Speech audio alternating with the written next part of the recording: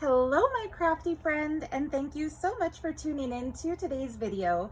I am so excited to finally share with you the biggest book I've ever made that I refer to lovingly and somewhat self-deprecatingly as my Hoarder's Journal. The reason I call it that is quite obvious if you have a look at the page edges. This is how it looks bound up and held together with the chain. If the chain weren't there, it would be spilling out in all directions, which it will do when I open it here in a minute. So just as a little brief introduction, I discovered my passion for the art of junk journals and journal making and art books during the COVID lockdowns of 2020. And at that time, I basically binge watched every video I could find about junk journals, and especially those with kind of a boho oriented theme. So the gypsy journals that are out there in YouTube land, and the always impressive work of artists like Jibid Neri and Luna Rosu and Amity Bloom. These artists inspired me to try my hand at combining textiles and paper and books to basically become magical items that hold our memories and our treasures. And anyway, this book is kind of like a time capsule for me because it's filled with pieces of all my favorite fabrics and trims and papers and such that I've worked with over the last few years since I've discovered junk journal making. The reason I now consider the book to be complete, or at least ready for the flip through, is that at the time that you're seeing this, it will be Saturday. I'm filming a couple days early, but when this video is published, it means it's my moving day. I'm leaving the apartment in which I created this entire piece.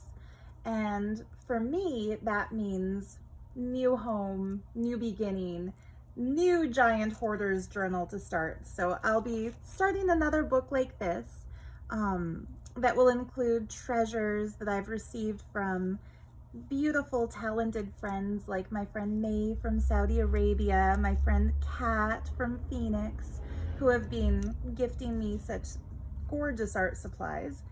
But anyhow, in order to kind of close the chapter of me living here and becoming a journal artist, I've decided it's finally time to share what I've been working on.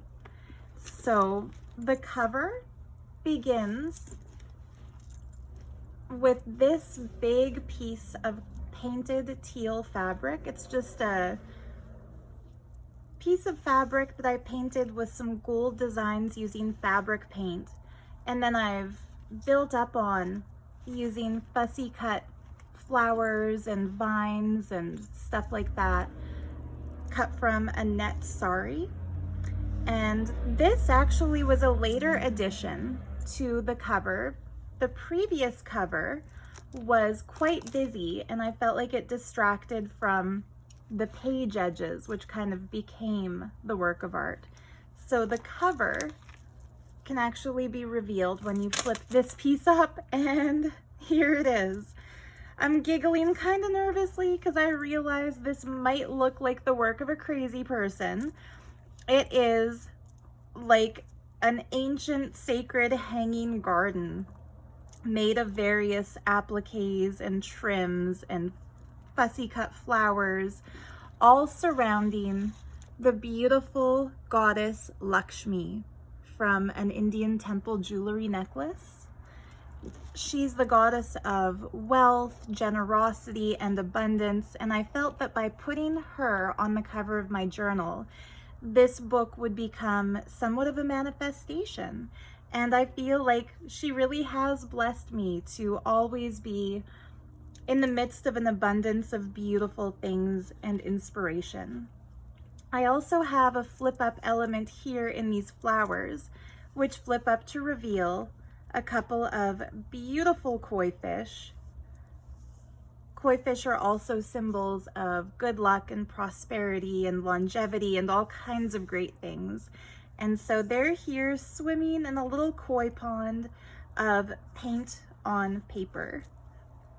So yeah, the cover already kind of shows you that I didn't hold back when it came to decorating this journal. It is big, it's busy, it's flamboyant, and the spine might just be the most valuable thing that I've done here.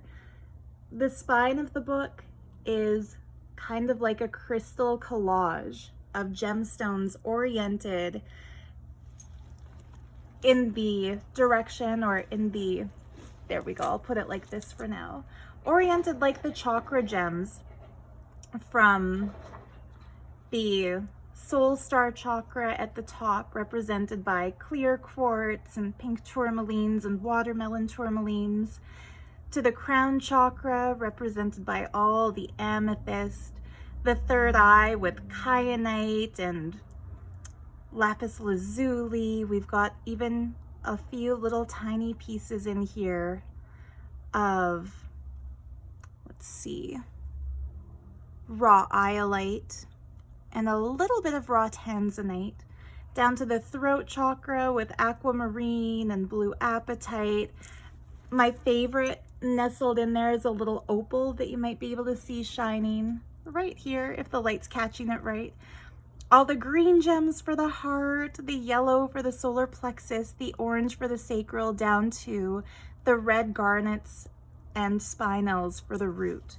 So the spine was actually the first part of the book that I made, and I had intended it to kind of sit on a bookshelf, and this piece would be the eye-catching, beautiful part. But once I started filling it up, I realized there's so much more to this giant hoarder journal than just the spine. But the spine still might just be my favorite part. And the back cover is a gorgeous large applique of what I've always thought of to be a phoenix, but a lot of people have corrected me in comments when I've made other journal covers out of these appliques that it's actually a pink peacock. Whatever it might be, I think it's just beautiful, and I love to have it on my journal. Thinking of it as a phoenix to me represents overcoming challenges and making books like this. I don't usually talk about much of my personal life in my videos, but I was still kind of healing from some complex trauma related to the time I spent in a cult when I was first introduced to the art of junk journals. And for me, it's been a really good form of art therapy. It's a great creative outlet.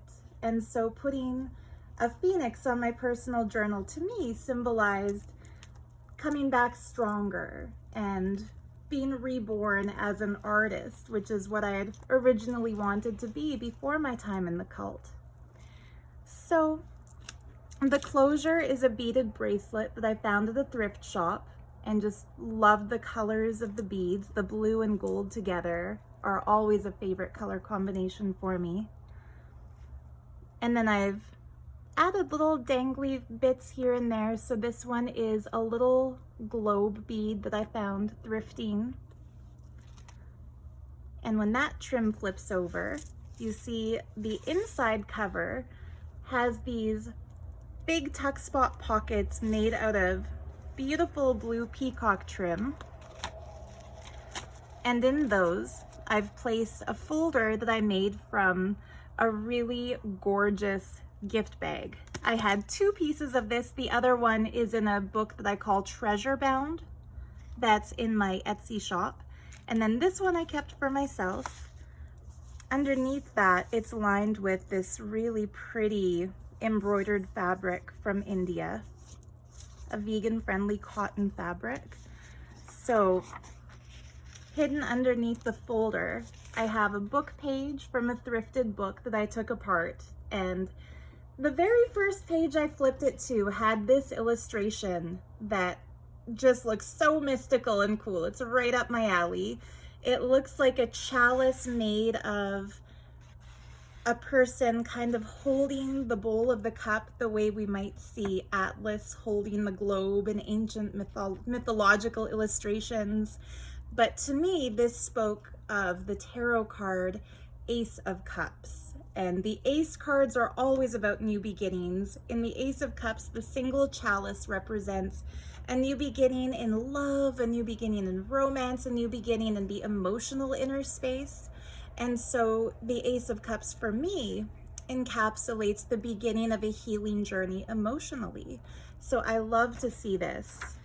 Whenever I come across an Ace of Cups reference, I feel like it's just symbolizing a new beginning and a better chapter in life, and just something to be celebrated.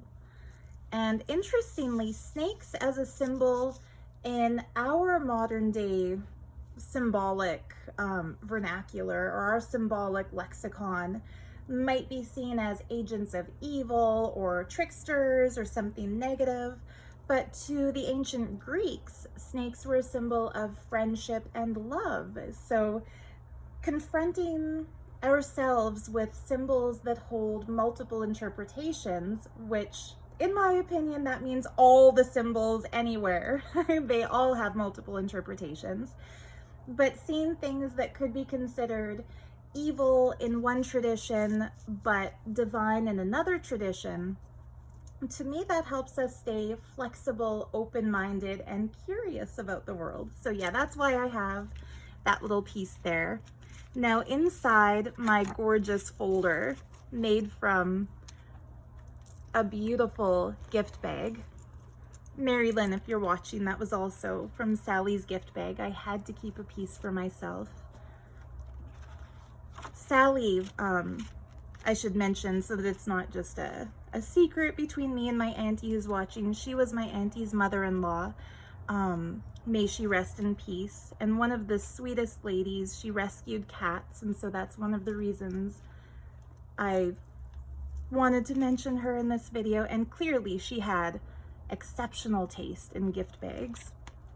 But what I've put inside this little folder is a collection that I bought in my early days of journal making of really cool original lithograph prints from an Etsy shop in Germany that sells pieces of historical manuscripts. And you might be familiar with this one already because I've printed this image and used it in quite a few of the journals that I've made to sell. It's really cool. It shows the art pieces from the Buddhist tradition. And I'm going to have to start playing around with these a little bit more and incorporating them into some of my digital collages and creative things to add into other journals, because they are just really vivid and really detailed and really beautiful. One of the things I did leading up to making this flip through was take this set and any of the other items in my journal that are before 1928. So these, for example, are from the late 1800s. And I've had them professionally scanned, which isn't exactly the cheapest thing to do, have things professionally scanned, at least not where I live. But I thought it would be worth doing so that the prints will turn out gorgeous and detailed and high resolution. And also so that I could create a set of printables for Etsy to kind of share the wealth of these intricate and beautiful images. And so I have listed this set as well as a complete set of the antique things from my journal in Etsy. This first set, it should be pretty clear. It will be called Antique German Lithographs. But just look at the details in this intarsia design. There we have phoenix birds, and we have dragons, and just all kinds of cool mythological creatures, little cupids, and it's just so fantastic to imagine that in the past these would be inlaid in tables and cabinets and all kinds of wooden furniture. Definitely not what you find at IKEA. But yeah, the mosaics are so cool. And I just love them.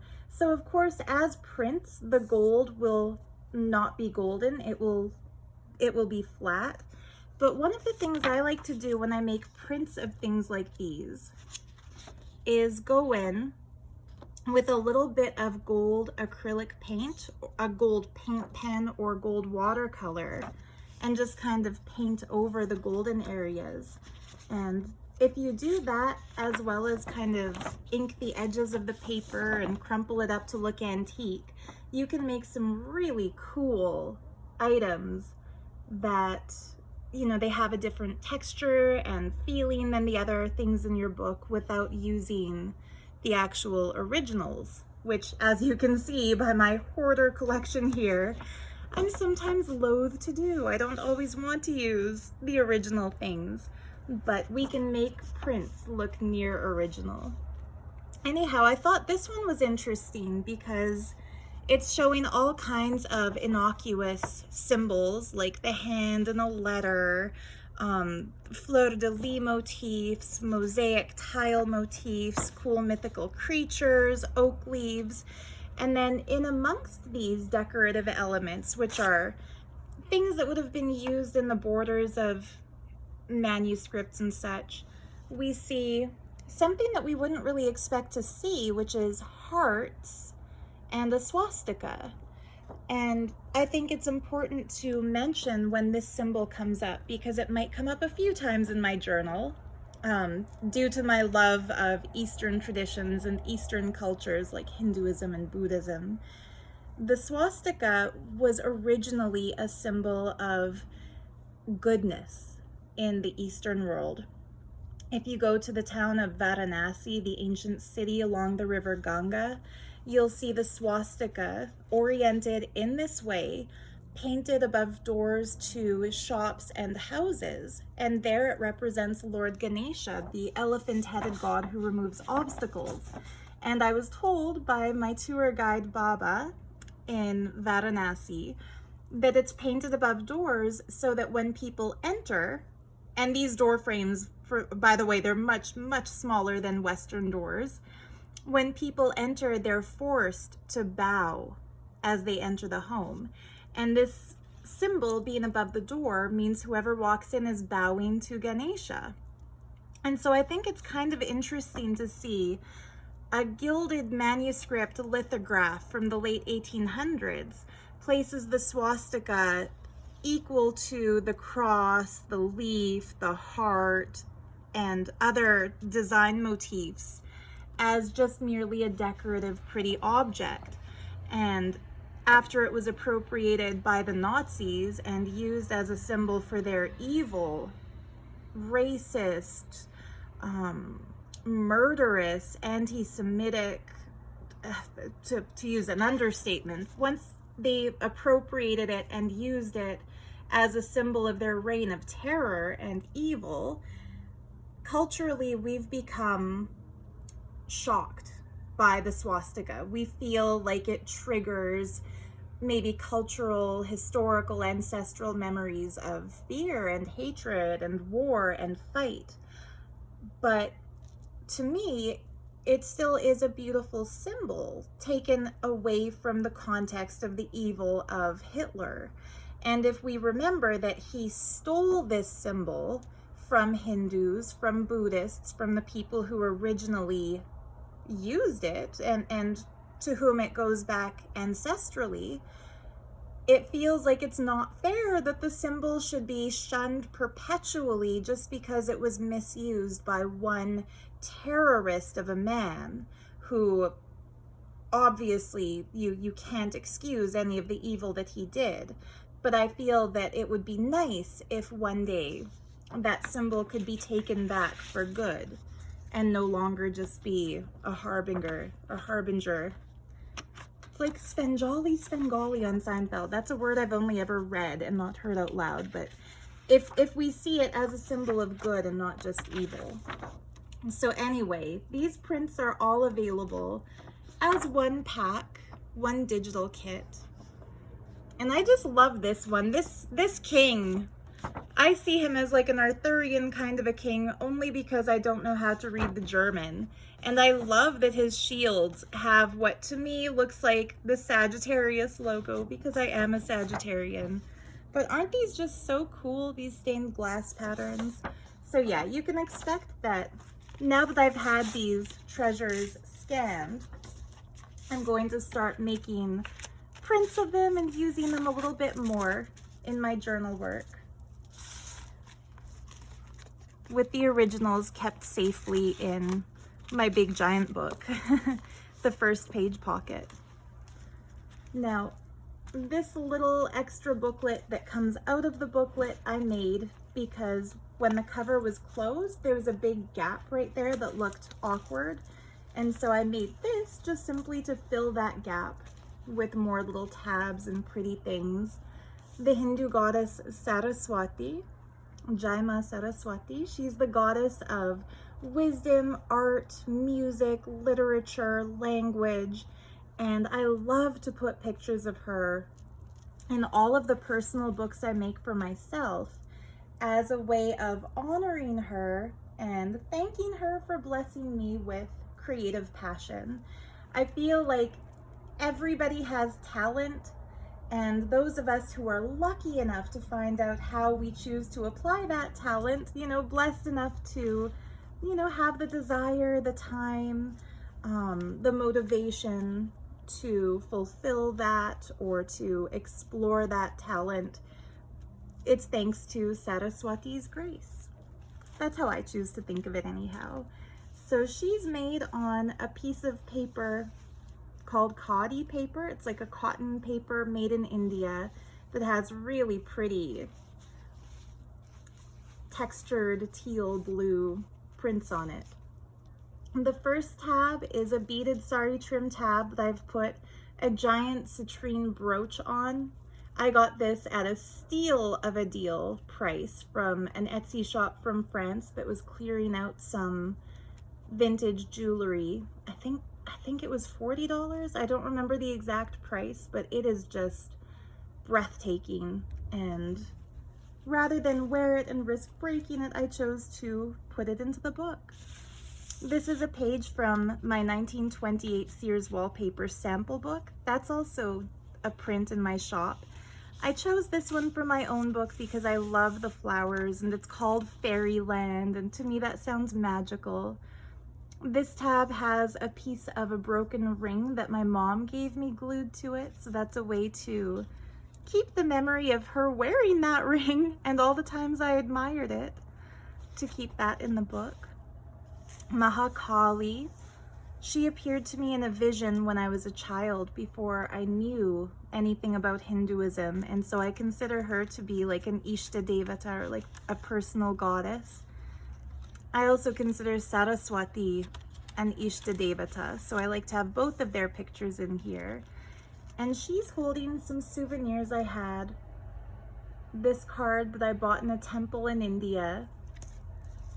A prayer card of Saint Francis. He was my namesake saint when I was confirmed as a young person in the Catholic religion. I no longer believe in Catholicism, but I do believe in goodness. And I do feel that Saint Francis of Assisi, it was an embodiment of goodness.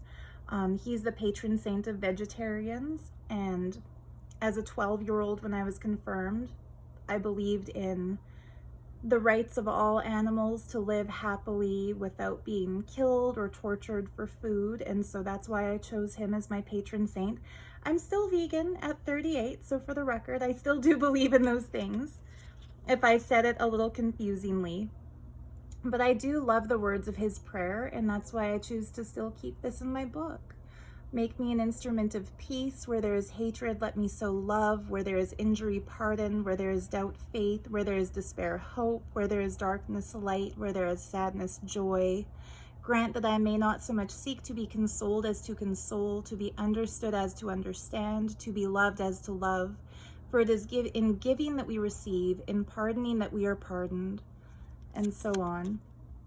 So the most unselfish words I think I've ever heard. A Shiva Linga that I bought as a souvenir in a temple. A beautiful image of Ramakrishna's ashram that I bought it in. This one I remember specifically. The temple where I bought it was Dakshineshwar, the Kali temple where Ramakrishna served as a priest, and a card of Lord Babaji. I shouldn't say Lord, sorry, Master, Ascended Master Babaji.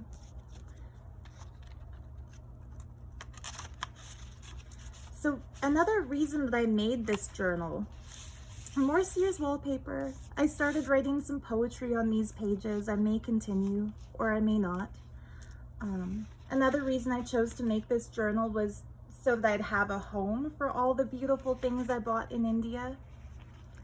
This pocket is made from my favorite tea of all time, Bengal spice. And Kat, if you're watching this, I had been meaning to tell you, I laughed out loud when I was going through your Happy Mail and found the packaging from one of these tea boxes, because I also always save my Bengal spice tea boxes so I can cut out and use these images.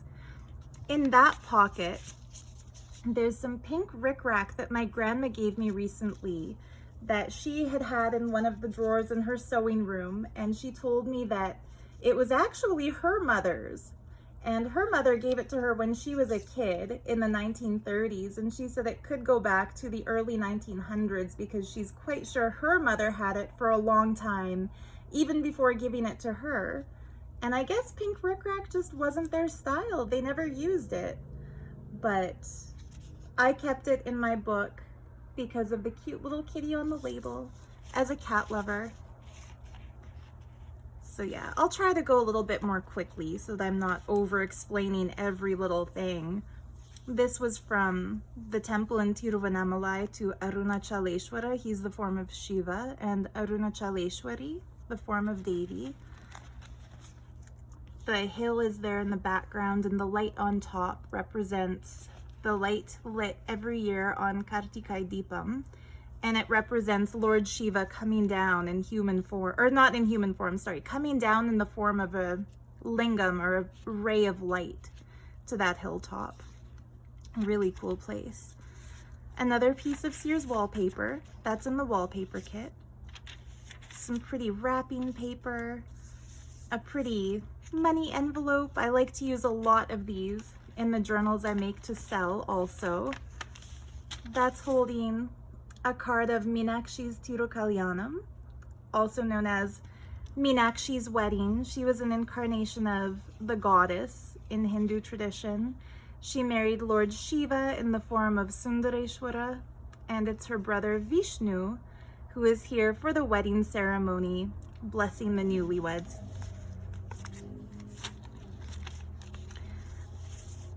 Just some fun pink flamingo paper to change it up a little. Some coffee dyed paper that I've made with a stencil. The other bit of that wrapping paper and wallpaper. Isn't this a beautiful one? I need to start printing this design and using it more often because it's one of my favorites. Obviously, that's why I kept it in my own Hoarder journal. So yeah, the little booklet within the booklet. I love this one too. Isn't that just so pretty? And then the last page. So there we go. Obviously, this is quite a long video because I'm only now looking at the first signature and we're already almost half an hour in. So I might do another version of this video with no talking, set to music for those who don't like to hear explanations. But anyway, my favorite ever sari trim is the first page. It's holding a really cool bohemian glass eye bead with some aquamarine and the Swarovski crystal, backed by another sari trim. I made this one into kind of a little pocket that flips over and holds some beautiful little prayer cards, Tibetan blessing cards. And see what I mean? There's the swastika symbol and some hearts in their original context, or in their rightful context, with a green Tara, a goddess of Buddhism, or a bodhisattva, not quite a goddess, I should say. And a really cute little piece of ephemera that shows a Japanese temple. And I didn't print any of these things to be part of the printable kit because I wasn't sure about the copyright laws. That's why the items made into printables are those that I know are really and truly old enough to be copyright free. This pocket page, I put just a dollar store butterfly because I love the color, and a little booklet that I made out of some origami paper that my Auntie Mary Lynn gave me. It used to be on display on her wall, and I've bound it into a little book, and I just love the way all the kimono clad beautiful geishas look. Her long list.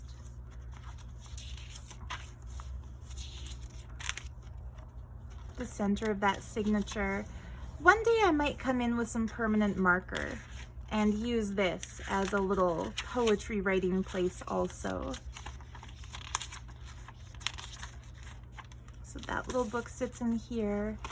This is just a little holder that I made for some pages out of a late Edo period woodblock booklet. So from this page to the back, I have this as a printable set in my Etsy shop.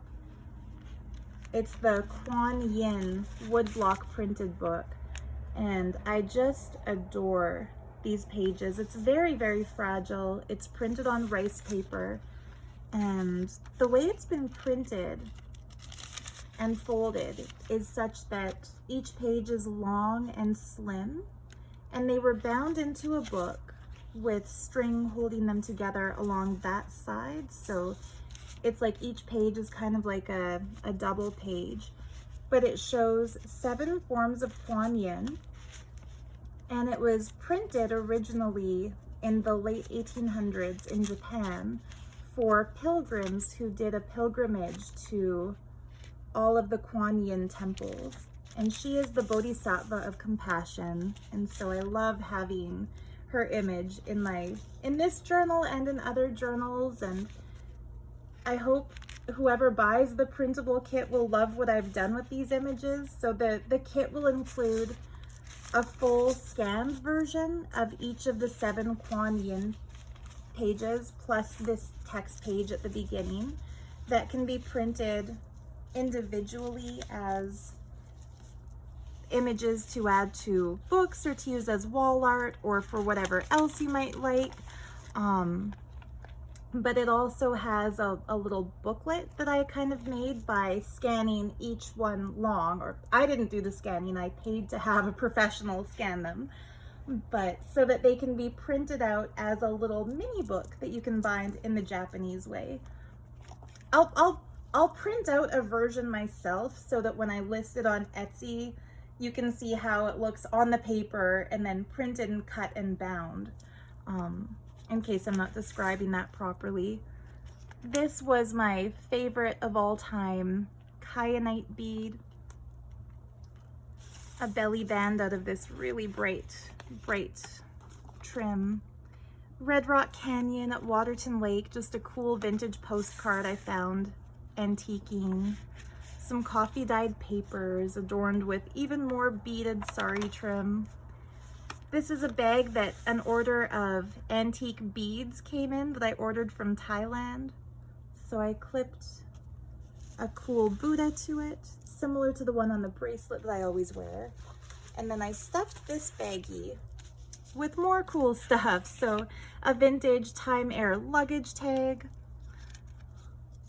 a really beautiful crane bookmark, cloisonné bookmark, and a little peacock card. I used to have a set of these, stationery set, and I've used all of them, but I decided to keep one for my personal enjoyment. Whether or not I ever even write in this book, I feel like it's okay, because it's more for the sake of admiring the beautiful materials. So that's just clipped into place. More pretty sari trim tabs.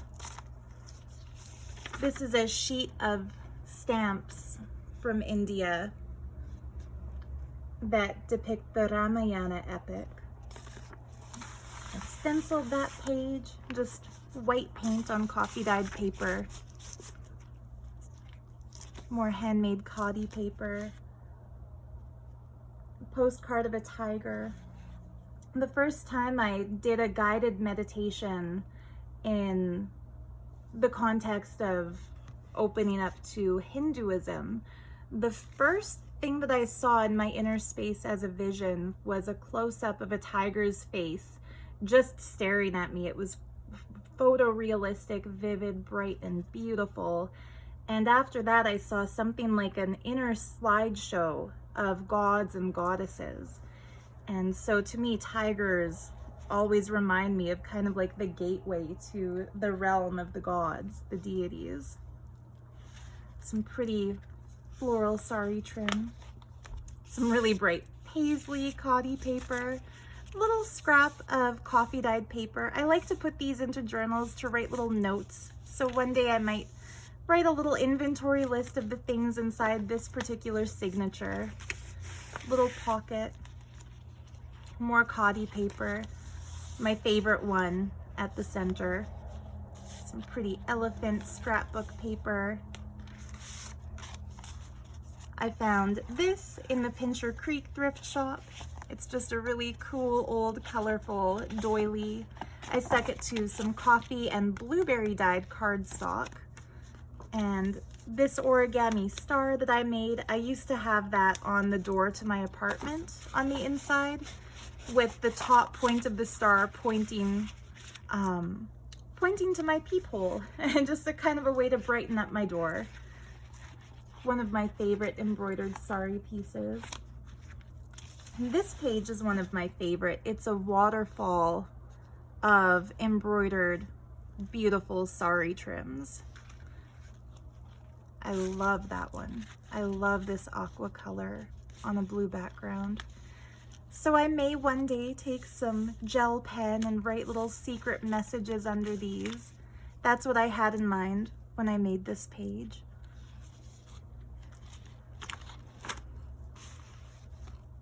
More khadi papers. Another gorgeous sari trim piece. There's a book page of floral illustrations wrapped in such a nice plastic sleeve that I just kept it there. This was one of my gifts from my Auntie Mary Lynn for Christmas. I loved it so much I put it in my own journal. More coffee dyed paper. I love the way the coffee dye turned out on this cardstock. It has almost a topographical look, like land mass and water.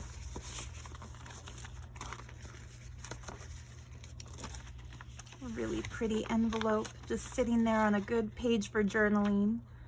A bluebird of happiness, little cloisonné enamel charm that I found in a junk jewelry jar. Every journal must have a bluebird of happiness. Some cool textured paper, more khadi paper, a big pocket page made out of this crystal themed scrapbook paper that I've stuffed with a little booklet. I don't even remember where I bought this, but of the Chinese zodiac animals. It's just a cool little reference to have. And on the tab here, I've put a Buddhist prayer wheel. I love books that have tactile elements and moving features. There's a protective eye charm. And that's the end of the first signature. There are 5 signatures as a heads up for how long the video might take. The beginning of the second signature starts with one of my all-time favorite book covers that I loved so much that I created one just to keep. made of different sari trims and the fussy cut peacock with jewelry pieces that I found thrifting, including this big golden brooch. And inside it has some pockets that are holding some pretty things, like this little book that I bought at a temple in Bangalore. It was a temple to Devi, and it teaches some conversational Sanskrit, which is quite interesting, seeing as there's only one village, I think, in the entirety of India that still speaks Sanskrit as their local language. Otherwise, it's mainly a religious language used for mantras and ceremony. More khadi paper. So this is a page from a 1935 music book that I found thrifting. And I chose this one of all the pages to put into my book because there's a verse here somewhere: "There is no master to whom I must obey." And as a cult survivor, that line spoke to me in a very special way. One of my favorite ever pieces of paper from a set called Eastern Opulence. I forget who manufactured it, but it's just gorgeous, gorgeous paper, meant as scrapbook paper. So it's pretty thick. And so I've kind of glued stuff to it just to make it look prettier. Lots of strips of washi tape, and then a mandala from the smaller version of that same paper pack. Inside it, I stuck a piece of khadi paper that has a very pretty bird print on it.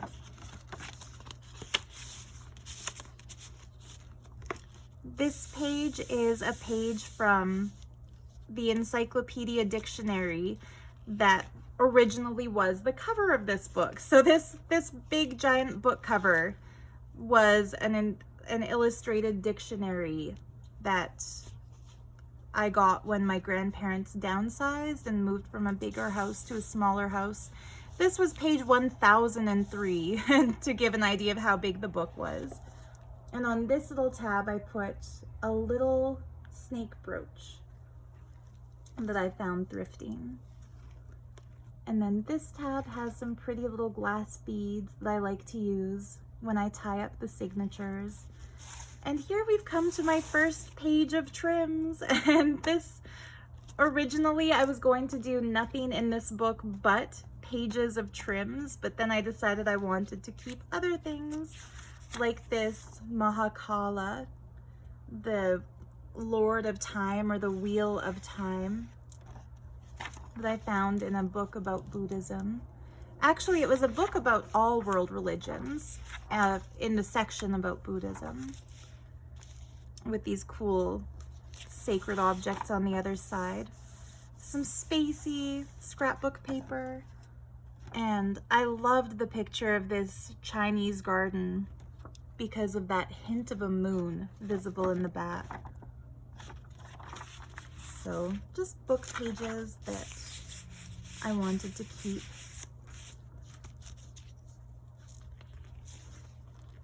I love the feeling of this painting, this jungle painting. This was from an art history textbook. Some constellations, another really cool scrapbook paper. I almost forgot that I've got some dangles where the signature was sewn in. This is a bead that I sculpted out of polymer clay, and I would lift it up to the camera, but this book is so heavy that I don't want to wreck anything by picking it up. It's more of a art display piece at this point than a functional book. But yeah, I carved this out of polymer clay, gilded it a little bit, set an amethyst cluster on the back, sculpted some little golden bead stones around it. There is a close-up of that as a short on my channel if you're interested. Lots of flip-ups, lots of different pages, a little alien and a flying saucer charm because I do love my extraterrestrials. This page has a sari flip-up to reveal what would be maybe my dream attic. I just love this little alcove with a bit of an indoor garden and some ancient looking Greek sculpture decorations. I made this as a giant pocket page, though I haven't put anything into it yet. And the back of this is, sorry, not the back, the bottom is decorated with a labradorite pendant that I made. It has amethyst, labradorite, kyanite, tanzanite, and little opals. And it sat in my jewelry shop for years unsold. And I finally decided, you know what? People might not want to buy it, but I want this one, so I kept it. And then this tab has rose quartz, aquamarine, and clear quartz. The center of this signature has a page that I stenciled this cool dream catcher moon onto. And then I sewed into the signature, or I attached to where the signature is sewn, these fun little peacocks from sari trim. And then I just tucked them aside so that they won't hang out of the book and get tangled. This is not moldy. That is blueberry and coffee dyed cardstock.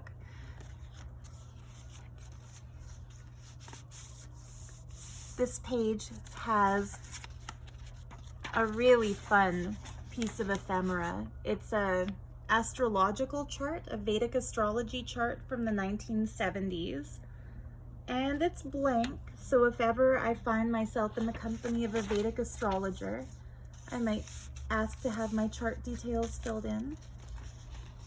It's very fragile, so I kind of keep it double tucked.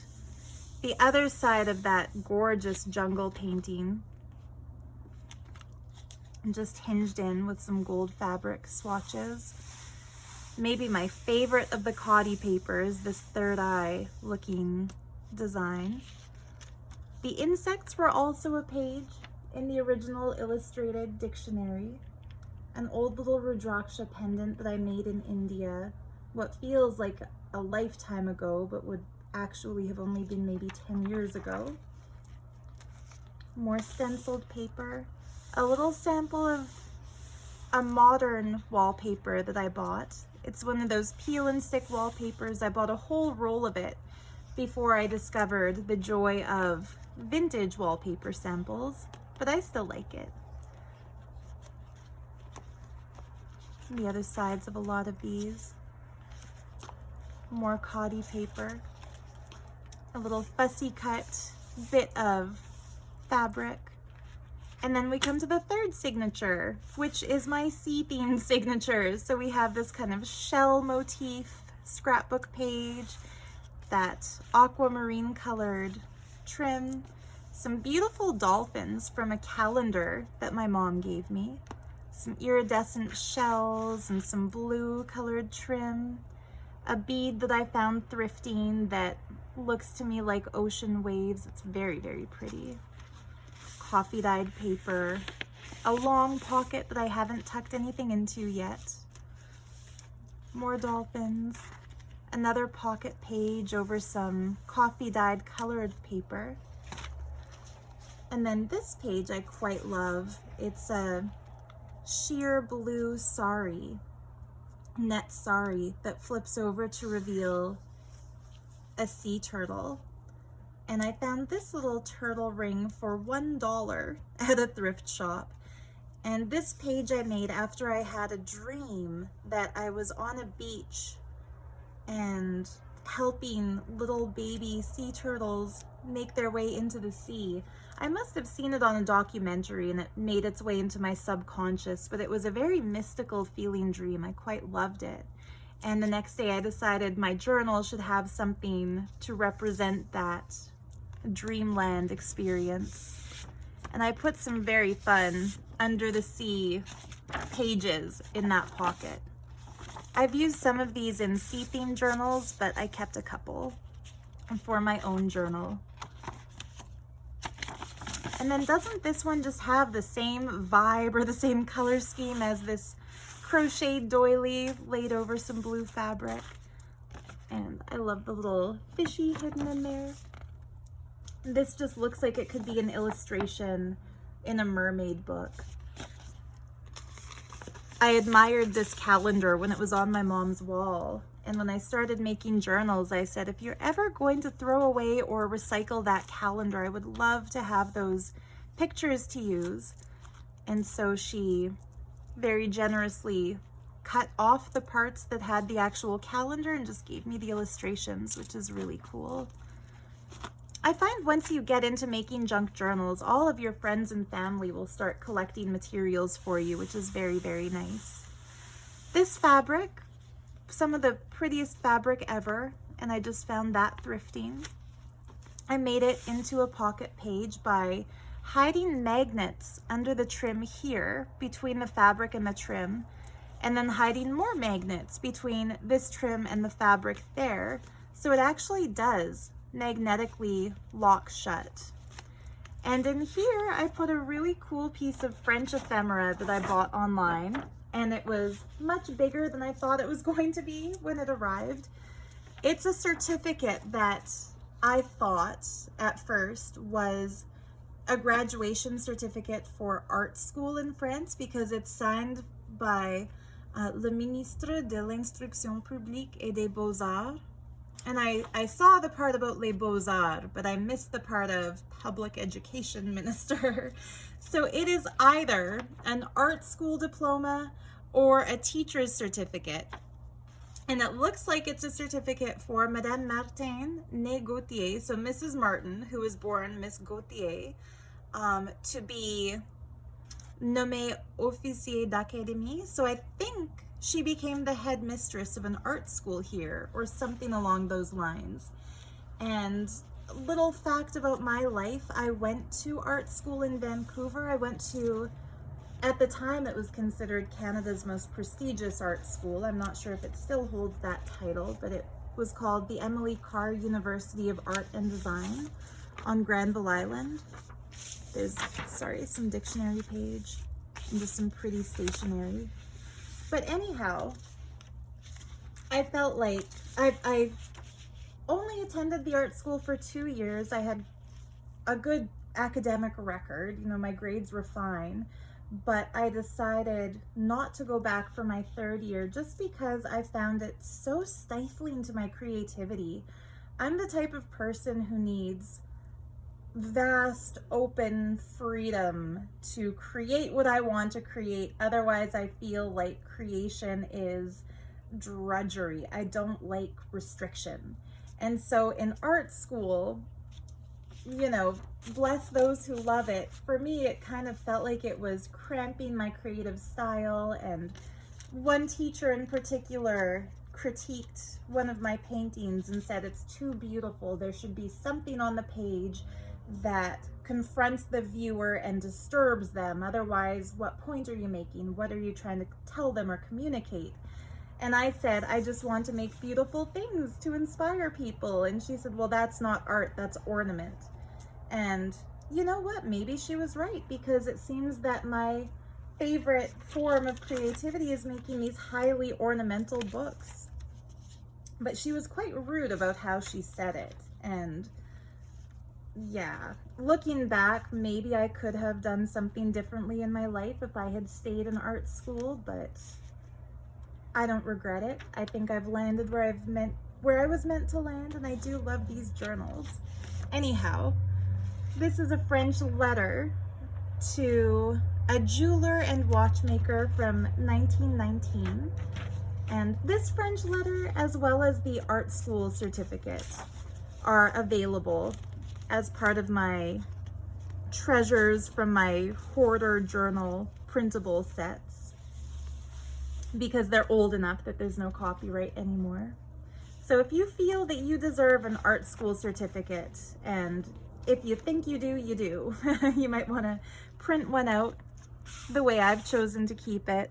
So yeah, basically, long story short, I've kept that French art school diploma because I feel like it's the piece of paper that proves we're artists, whether we went to the formal education route or not. This is just some beautiful fabric that my grandma gave me when she destashed her sewing room. Some pretty teal trim. On this one, I've hung a really cool Nepali Tibetan style snuff bottle and just a gorgeous bohemian glass flower bead. The beads sometimes don't want to cooperate. There we go. So in this pocket, I've added a little collection of postcards from France.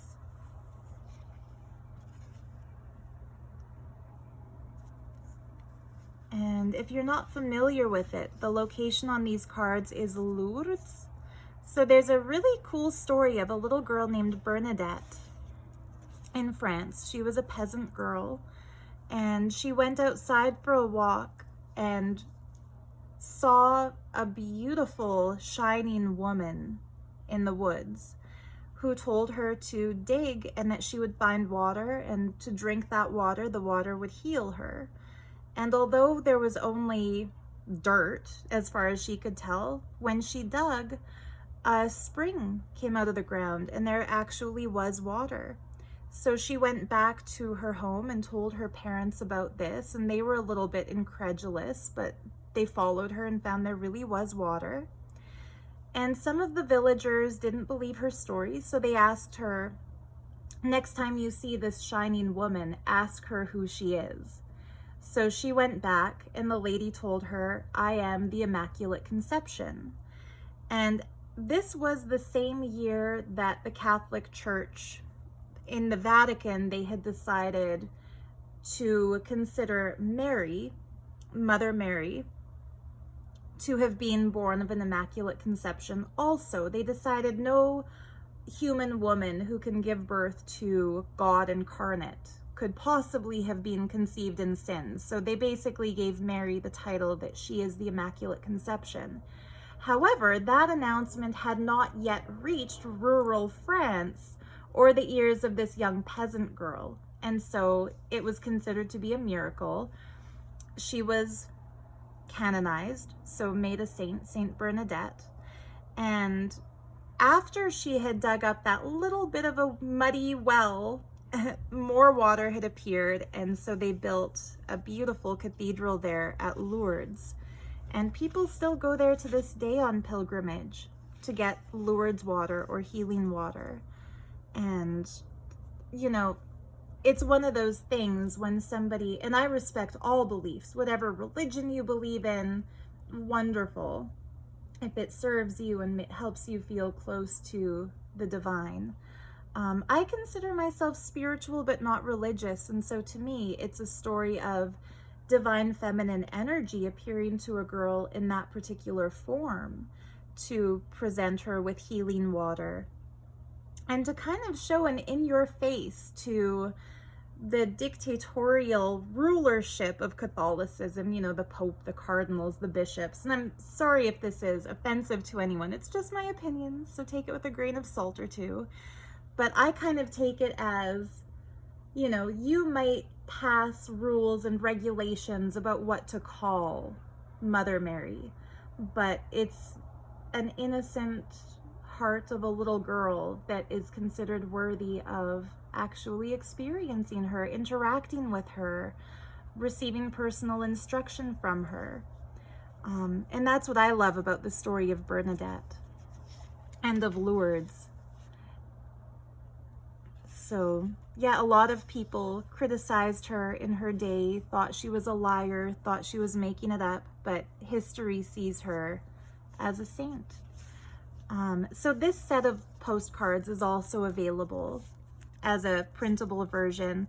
I've made them in a way that you can either download just the front or just the back, or print just the front or just the back. I left it as like the raw scan file, so whatever size you choose.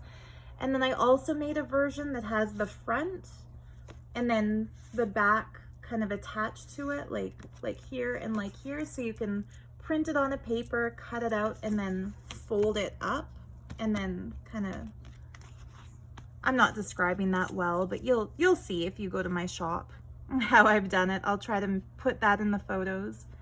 I couldn't include a scan of this stamp because it's too recent, but I've kind of paper clipped it there for my own archive. This is some wrapping paper in the prints of Ernst Haeckel, who has a really cool book called Art Forms in Nature. These are actually sea anemones, but don't they look like brooches or earrings or pieces of enamel jewelry? They give kind of a, I don't know, a Russian Easter egg effect of some kind. I just love that wrapping paper. The pages are kind of hinged in and tied in the book like that. This pocket page holds a souvenir book that I got at Rameshwaram. So I actually bought this when I was in India. It's pretty fun. It looks vintage even though it's new, just because they still use a lot of the printing machinery that we no longer see stuff printed from around here. I love that just purple ink on newsprint. It's pretty cool.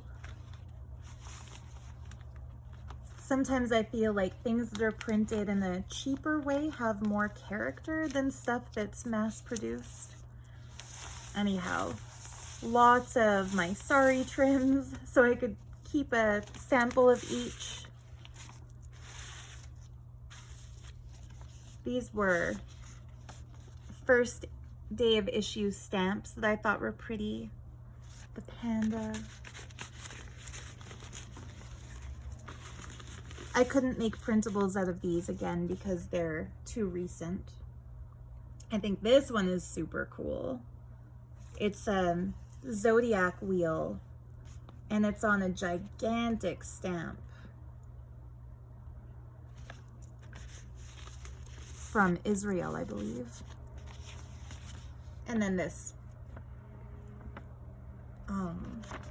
used envelope, but I thought it was super cool to see the temple gates from Indonesia as one of the stamps. So I actually kept an entire envelope just because I really loved one of the stamps.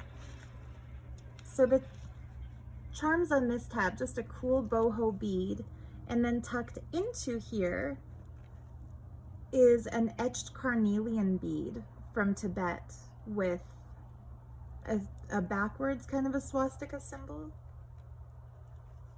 When I was in art school, one of the projects I made was a little miniature book that I made it was like the size of the palm of my hand, and the cover was black faux leather with a painted golden swastika, and I called the little booklet The Forgotten Symbol, and I filled it with images like this type of bead, or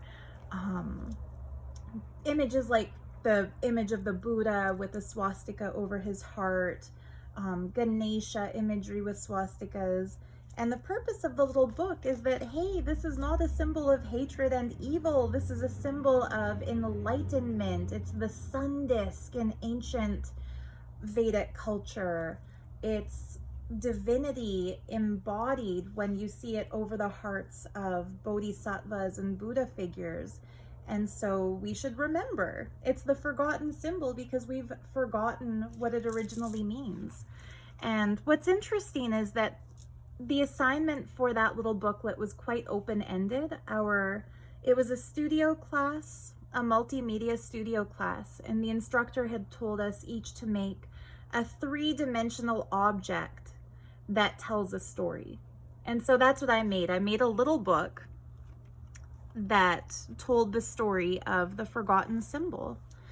What's interesting, in the class critique, most of my classmates, I almost said the word hated. I don't know if hate is the right word for it, but disapproved of my little swastika book. There was quite a debate that raged. A lot of people thought that symbol should remain forgotten. And these are like early 20-something people, like late teens, early 20s art school students who were dead set against the revival of the symbol. But the instructor was a Chinese man, and after all the class kind of weighed in on why they thought it was inappropriate for somebody to make a booklet about the swastika, he pointed out one of the particular Buddha images and said that when he grew up, that particular picture was in his home. And so what to a group of white kids was really triggering, because we've only really grown up to see the media's portrayal of the swastika as a symbol of Nazism. He grew up in a Chinese Buddhist family, or not from China, but, you know, maybe third generation in Vancouver, a Chinese family who still utilized the swastika as it was originally intended and as it was used by their ancestors.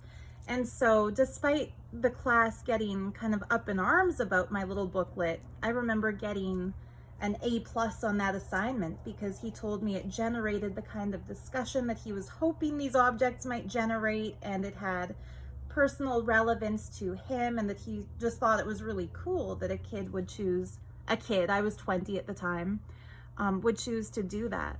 And it's something that, you know, that's part of the reason that to this day, when I'm out thrifting, if I see something predating the 1930s with a swastika on it, I always want to pick it up, because one day I might make more of those little books, but this time with items I've collected, like that little bead or the print in one of those prints at the beginning of my cover.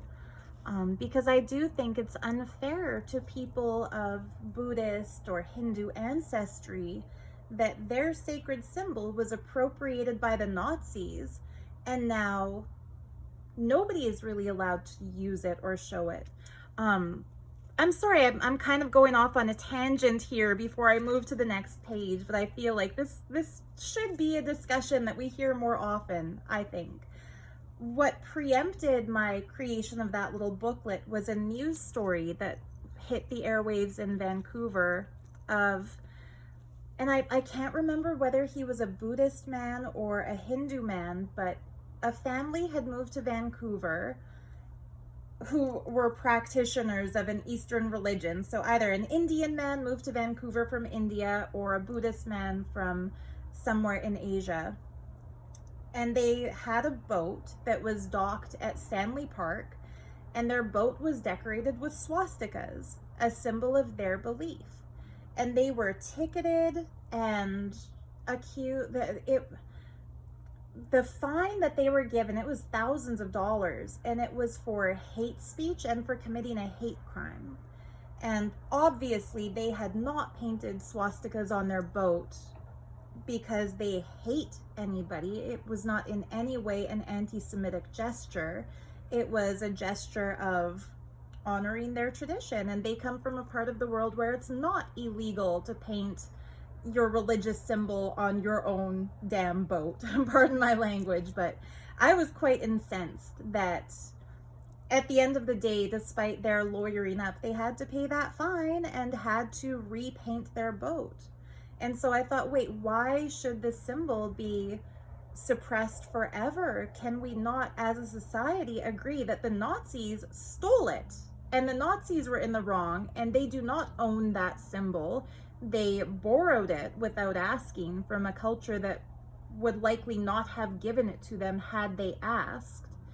So anyway, there's my spiel about why I put a lot of swastikas in my personal journal. It's because I love Hinduism and I love Buddhism, and I feel that sacred ancient symbols should be allowed to continue, even if modern villains have tried to rewrite the meaning of those symbols. Anyhow, look at the pretty paper. Moving on to a lighter topic. I made this on Navaratri a couple of years ago as a little flip up to house a beautiful picture I bought of Goddess Meenakshi. I bought this at her temple in Madurai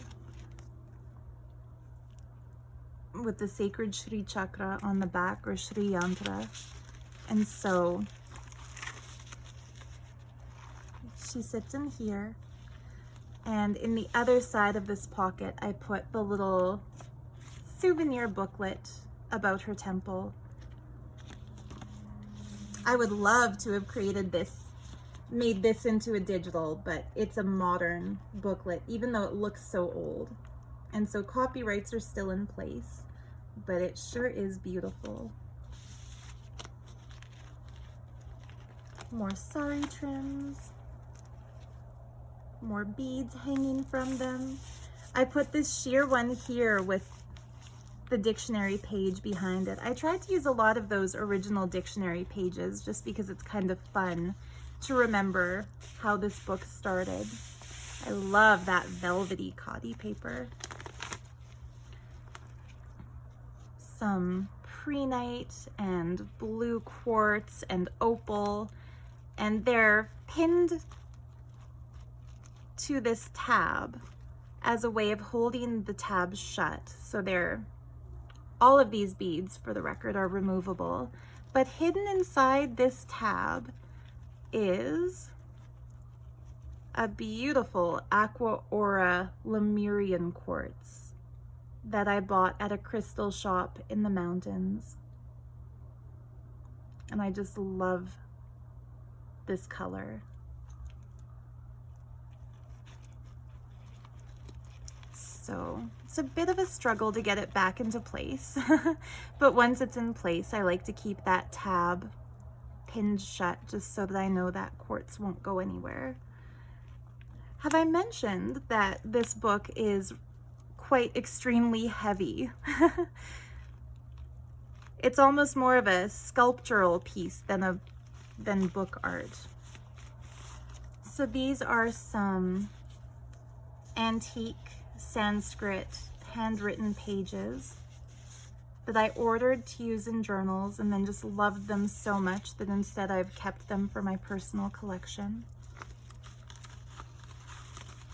I would love it if I could relearn Devanagari, the Sanskrit script, to be able to read these and possibly translate them. Okay. Speaking of swastikas, these are some cute little postcards that I found. Your heart's desires be with you. It's a letter from one Hazel to another. I've read this letter, so it's a letter to Miss Hazel Underwood from Miss Hazel Harris, 1909. So, of course, back in 1909, it was just a pretty symbol of good luck. And Hazel must have really loved this symbol, because here's another birthday card for her from her friend Rhoda, with love, Rhoda Bell. And then another one, good fortune prosper you in all you do. So cute. To Hazel from her friend, I think that says Hilden or Hilda or Hilder, Hilda Harris. Anyway, they're just so cute. And again, I keep these in here as a reminder of the fact that the symbol was once used as a symbol of goodness, and perhaps it can be once again. And these are also available as a printable since they're from 1909, so there's no longer copyright. I did them the same way that I did the Lourdes cards, so you can have just the front or just the back or the front and the back of each. Tried to make them as versatile as I could. Some more pretty beads on the pretty trims. We're at the end. We did it. I flipped it and you watched it, and here we are at last. So the back page has this really cool Ganesha stamp from Nepal. The back cover has this pocket made out of some really beautiful mandala fabric. And inside that, I put a book called Devi Mahatmyam, and it's the glory of the goddess. And I just love this book. I bought this at a temple to Devi outside of Bangalore. A Raja Rajeshwari temple, so a temple to Devi in her form of the goddess of all goddesses. And so this book shows the many forms of Devi. So slaying a demon as Durga, going on a rampage to rid the world of evil in the form of Mahakali, finally being calmed when her beloved Shiva lays at her feet to remind her, you've won the battle, you can relax a bit. To paraphrase, of course. But it's just such a beautiful little book. And like I said, keeping it in here kind of means I've got a place for all my cool souvenirs of India. And I know where they all are. And then last but not least, I made this little envelope out of a piece of khadi paper that I folded over and then decorated with some beautiful buttons from my grandma, some little trims and scraps of fabrics and saris. The back, I made a pocket out of some embossed paper and stuffed it with some of my favorite stamps from India. This cool one showing a cultural exchange between India and Japan, the kabuki dancer with the kathakali dancer, and some cool Indian sacred arts, Indian textile arts, and more Indian sacred objects. They're just really cool. And then this little set that I've used in some of my journals is a set of 12 zodiac sign stamps. So they're just so fun. And that's in a little pocket that I made out of some incense packaging. Save your packaging, it can make some cool pockets. So yeah, that's the design on this khadi paper. And then I stuffed the inside with more souvenirs of India. So some more tiny little antique Sanskrit pages. And then just various postcards and things that I bought when I was in India. Shows the temple complex of Tiruvannamalai as seen from Arunachala Hill. This takes me back because I've actually sat on the hill overlooking this very view.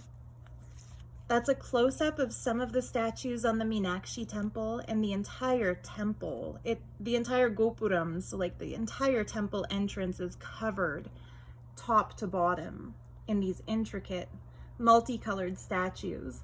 And every 10 years they repaint the temple. It's a massive process. And I was really lucky that when I traveled India in early 2010, they had just taken all the scaffolding down after repainting the temple, so it was bright and vivid and gorgeous. And some of the locals told my friends and me that if we had gone there, you know, the year before the repaint, it would have looked quite dull. So we got lucky. And then these pretty things are sold in a lot of Indian pilgrimage places. So at temples and sacred rivers, festivals like the Kumbh Mela, places like Haridwar here. So yeah, that's my collection. More from Madurai. So see what I mean? This is the, whoops. That's the temple. And it's just covered. They have 4 of these, one at each gate, covered in statues. And just breathtakingly beautiful. You almost don't know where to look when you're there because everything is stunning. And I guess that's kind of the aesthetic I was going for in my maximalist more is more treasure trove of a hoarder journal. So yeah, if you've stuck with me throughout this entire video, thank you so much for joining me on this little tour of my favorite materials to work with over the last few years. I don't know if I've mentioned this already yet. I might be repeating myself, but after I officially move in with the love of my life on Saturday, once I'm settled, I'm going to get to work on making another hoarder's journal that I'll start filling up with the things that I've collected since finishing this one. So things from Happy Mails and more recent antique store tours and such. But for me, this book is always going to be a time capsule of my healing journey, you know, getting past the the cult traumas and discovering such a fun, addictive, and enjoyable and rewarding hobby of making these junk journals. Hobby kind of turned career, since it's my number one thing to do now. And so yeah, I hope it inspires you to make something beautiful. If you have lots of materials, you know, whether it's sari trims or fabrics or beads or whatever else it might be. Maybe I'll leave this open so you can see the effect. Whatever else it might be, I hope this book inspires you to make something out of them. And if you'd rather keep all of your pretty things and keep them all together rather than make them into products to sell, consider making yourself a big giant hoarder book, because for a long time I was reluctant, and by a long time I mean for like a month after I bought them, I was reluctant to cut my trims or to cut into the sari or to use the beads because they just looked so beautiful. I didn't want to use them and ruin them. But I can tell you from my personal experience, I love having this big book more than I would want to have the materials in their pristine, unused form. So yeah, I'm grateful to myself for having made this, and I hope it inspires you to make something similar to use up your stuff. And yeah, if you do, let me know. I would love to watch your video too, because we can never get enough, or we can never get too much inspiration. So yeah, just thank you once again for watching this, for being part of my creative journey. And yeah, I hope you enjoyed it. So much love to you. You can find printables of my antique collection of lithographs, my Kuan Yin book from the late Edo period, my Lourdes, France postcards, the swastika postcards, and I feel like there was one more thing and I'm forgetting it. Oh, the art school certificate, of course. You can find all of those in my Etsy shop that I'll put a link to in the video description. And yeah, hopefully next week I'll be back with a flip through of another completed journal that I'll start working on after the move. So much love to you. Happy crafting, and bye for now.